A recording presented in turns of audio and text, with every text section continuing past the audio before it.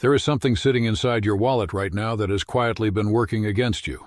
And I don't mean the credit card bill you've been avoiding, or the loyalty card you've never once used. I mean something you would never suspect. Something so ordinary, so invisible in its harm that it has been draining your financial energy every single day without you ever noticing. And today I'm going to show you exactly what it is. 3 things, to be precise. 3 things that ancient Jewish wisdom has warned against for generations. Things that most people carry without a second thought. And the moment you understand why they don't belong there, you will never look at your wallet the same way again. Stay with me until the very end, because what I'm about to share with you is not theory. It is practice. It is ancient, tested, and real. Let me tell you something first. I know what your financial life feels like right now. You work hard, you show up, you do the right things. And yet somehow at the end of every month the money is gone. You look at your account and you genuinely cannot trace where it went. You haven't been reckless. You haven't been lazy. But the abundance you keep reaching for always seems to be just slightly out of reach, like a door that almost opens but never quite does. I want you to understand something deeply before we go any further. That feeling is not a punishment. It is not proof that you are unworthy. It is a signal. A signal that somewhere in your daily environment there is a silent block working against the flow of money in your life. And for many people, more than you could imagine, that block lives in one of the most overlooked places on earth, their wallet. My name is Rabbi Levi, and I have spent more than 40 years studying the Talmud, the Kabbalah, and the ancient economic wisdom of the Jewish people. What I'm about to share with you will not appear in any finance book. You will not hear it in any business seminar or wealth coaching program. This knowledge has lived in sacred texts and in whispered conversations between generations of Jewish families who understood something that the modern world has almost entirely forgotten. That money is not just numbers, it is energy, and energy responds to its environment. I was 19 years old when my grandfather called me into his study one October evening. I remember every detail of that room. The dark wooden door, the smell of old books mixed with cedar, and the faint smoke of a candle burning in the corner. Books were stacked on every surface, some of them centuries old, passed down through our family like a living inheritance more valuable than any property or gold. My grandfather sat in his deep leather chair, an 82-year-old man whose eyes had witnessed war, famine, rebuilding, and extraordinary prosperity. He looked at me for a long moment without speaking, and then he said something I have never forgotten. "Your wallet is not a storage container," he said. "It is a living vessel. And what you place inside it determines whether wealth flows toward you, or whether it turns and walks away." At 19, I thought it was poetry. I smiled politely. He noticed the way he always noticed everything, and without changing his expression, he rose from his chair, walked to one of the bookshelves, and opened an ancient text to a specific page. He showed me a teaching from the Talmud, something written centuries ago, describing exactly how physical objects carry an energetic signature, and how a wallet functions as a magnetic field that either draws prosperity toward you or silently repels it. This was not metaphor. It was documented principle, observed and recorded by Jewish merchants, scholars, and community leaders who built and protected wealth even through the most devastating periods of history. Then my grandfather simply said, "Open your wallet." I opened it, and what I saw stopped me cold. The Talmud teaches us something that the modern world is only beginning to understand through quantum physics and behavioral science. Every physical object holds an energetic imprint, not as mysticism, not as superstition, as observable reality. Everything vibrates at a specific frequency. Your body, your thoughts, your money, and crucially, every single object you place in proximity to your money. The objects in your wallet are either vibrating in harmony with financial abundance, or they are actively disrupting it. The ancient rabbis documented this across generations with extraordinary consistency. Certain objects kept near money created a pattern of stagnation, loss, and contraction. Others amplified abundance and created an invisible protection around the finances of those who carried them. This was not guesswork. It was thousands of years of careful observation, passed from teacher to student, from grandfather to grandchild. The Kabbalah goes even further with a principle I want you to hold in your mind as we go through these 3 things together. Every vessel must be prepared before it can receive a blessing. Your wallet is a vessel. If that vessel is contaminated, not by dirt, but by the wrong energetic signatures, then abundance will pass nearby, will come close, and will not enter. It will stop just outside the door and turn away. The good news is this: the contamination is entirely reversible, and you can begin reversing it today. Let me show you the first thing. Receipts. Old receipts. I can already sense your response. You're thinking, receipts? That's it? That's the big revelation? Please keep reading. This is far more important than it sounds. In Kabbalistic teaching, every financial transaction carries an energetic mark. When you buy something, an exchange occurs. Value leaves your hands. The receipt is the physical record of that departure. It is literally a document of money leaving your life. Each receipt represents a goodbye, a moment of financial outflow, a small energetic record of loss. When you carry old receipts inside your wallet, you are wrapping your money in the energy of departure. You are surrounding what you are trying to hold and grow with a collection of tiny printed reminders that money leaves. The Talmud teaches that the wise person protects the entrance to their storehouse. Your wallet is your storehouse. Every old receipt kept inside is a crack in the wall through which your financial energy silently escapes. I discovered this in my own life at 28 years old. I was organizing my wallet one afternoon and I counted them. 23 receipts.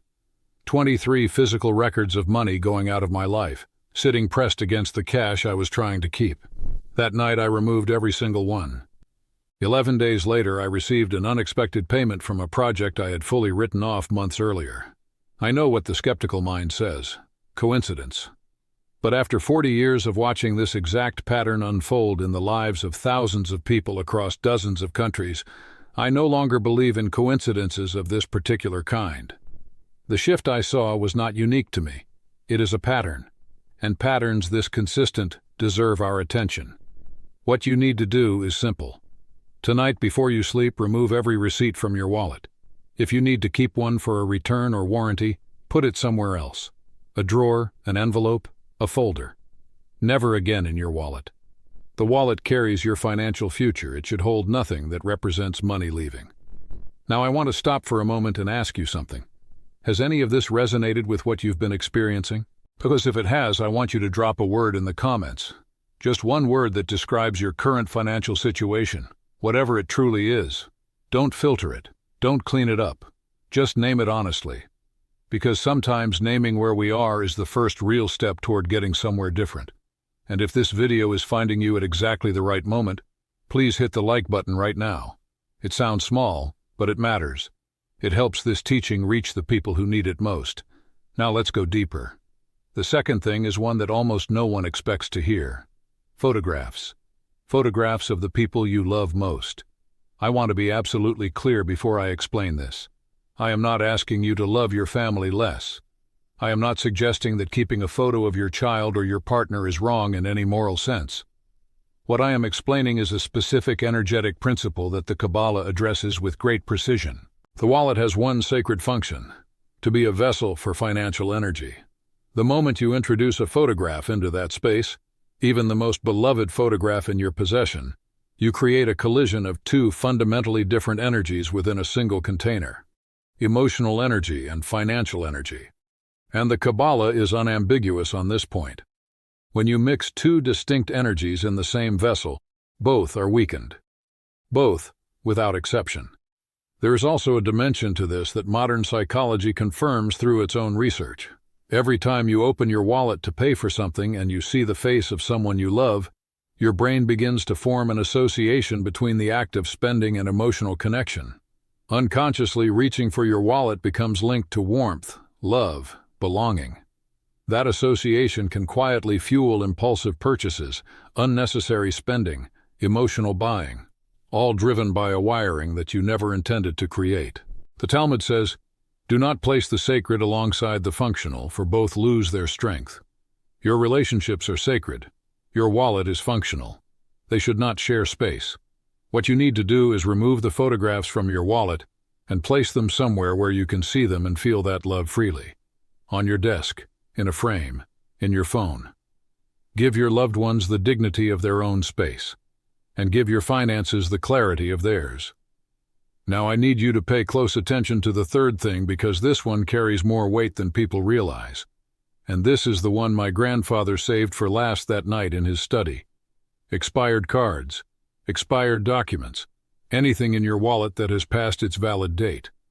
In Jewish mystical tradition, time itself is understood as a living force. When something expires, it does not simply become useless in a practical sense. It becomes a channel for dead energy. The Kabbalah calls this klipot, which translates roughly as husk or shell. It is the energetic residue of something that once held life, that once had purpose and power, but is now empty. When you carry expired cards in your wallet, you are filling your financial container with dead energy. You are surrounding your living money with the remains of things that no longer function, no longer carry value, no longer open any doors. And that energy has weight. It presses down. It contracts. It lowers the frequency of everything it touches. In over 4 decades of studying and teaching this wisdom, I have seen this pattern repeat with a consistency that borders on the mathematical. Person after person with finances that had flatlined, money neither growing nor shrinking, just stuck in the same exhausting holding pattern. And in many of those cases, when we examined the wallet, there they were. Expired cards, old membership cards, identification that ran out 2 years ago. Some people were carrying expired insurance cards. Others had gym memberships from gyms they hadn't visited in years.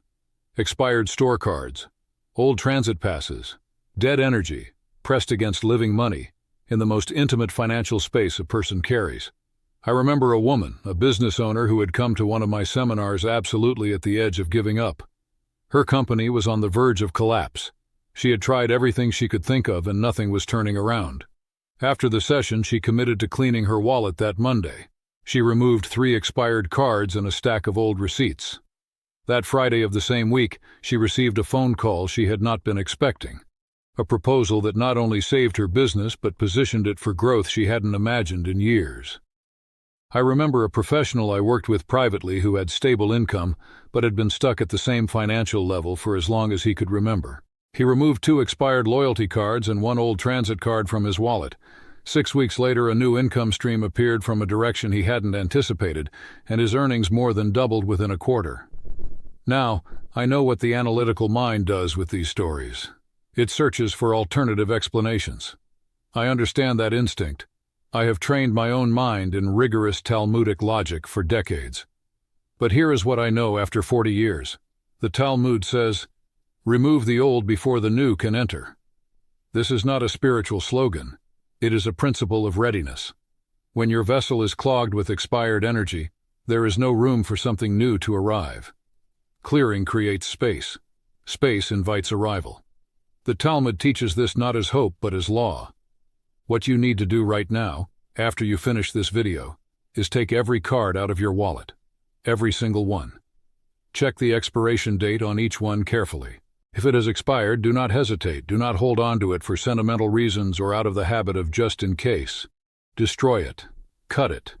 Your wallet should contain only what is currently active, currently valid, currently alive with purpose. Nothing else belongs there. Now you have 3 things. You understand what they are, why they matter, and what to do with them. But I need to tell you something important.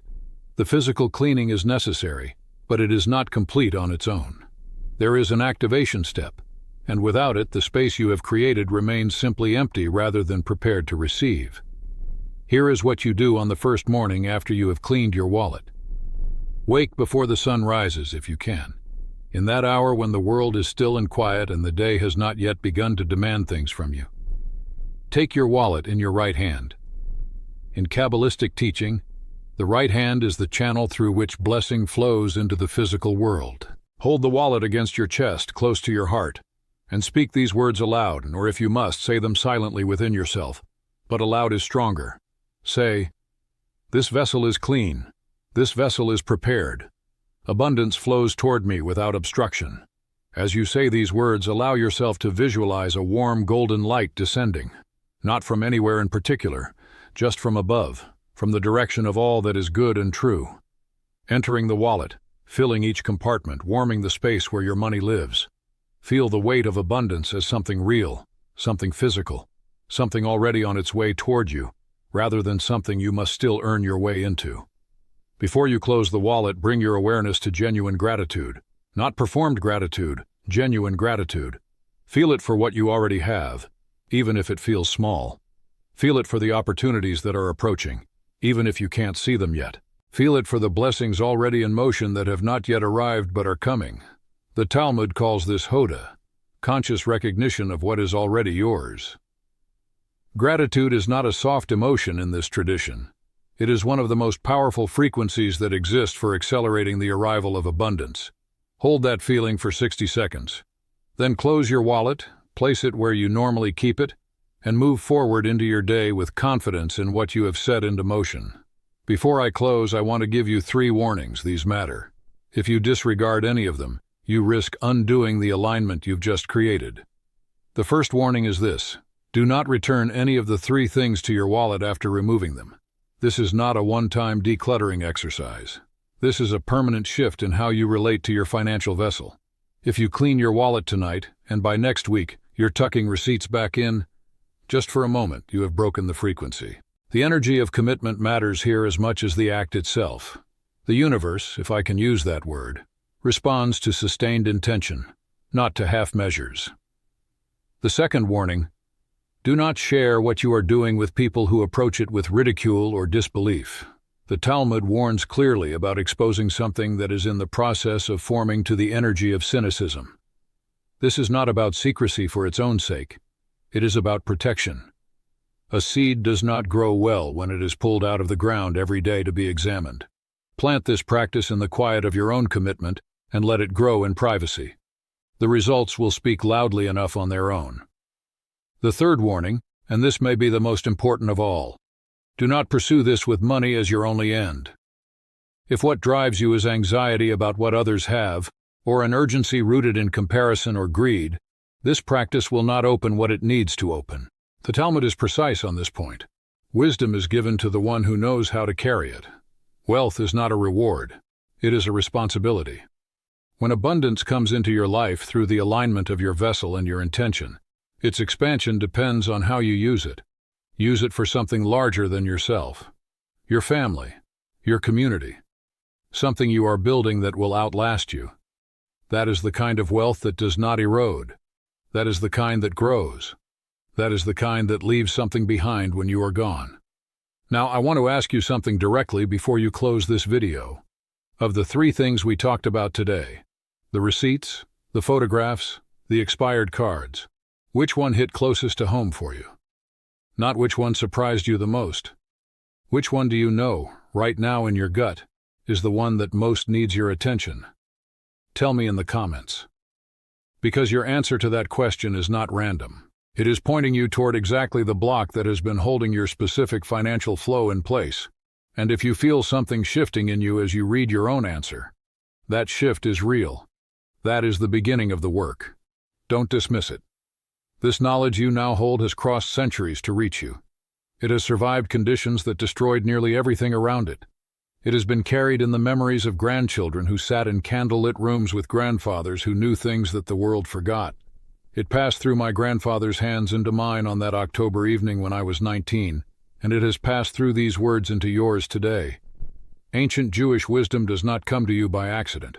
If you are here reading this until the very last word, there is something in you that was ready to receive it. So here is what you do now. Tonight, not tomorrow, not when things calm down. Tonight, take your wallet out. Remove every receipt, remove the photographs. Check every single card for an expiration date and destroy every one that has passed. Clean your vessel completely. Tomorrow morning, hold it to your heart and speak the words of preparation, and then watch. Not with anxious observation. With the calm expectancy of someone who has done their part and trusts the process. If this has reached you in the way that it was meant to, share this video with one person in your life who is fighting a financial battle they can't seem to win.